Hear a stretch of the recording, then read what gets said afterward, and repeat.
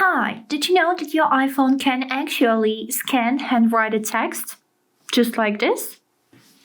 If you want to know how to do it, then don't forget to watch this video until the end. So, to scan the handwritten text as a first step, we would need to find our Notes application. And also remember that this feature is available starting from the iOS 15. So, Notes are default application which is pre-installed on every iPhone. Here is it how it looks. Now we would need to open it and then create a new note, which is located at the right bottom corner. By clicking on this button on your screen will immediately appear a new empty note. Now to scan the text, we would need to find this button, which looks like a pen, and this is third button from the right side. So we would need to click on that button and then here choose the option which is named Scan Text. So by clicking on it on your screen will appear this little camera which is only visible at the bottom part of your phone.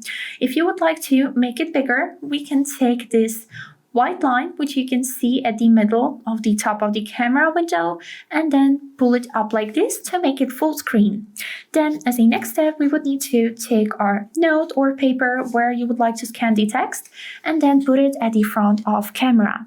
After the application has automatically detected the handwritten text, you'll see these 4 square formatting lines which are signaling that the application have found text.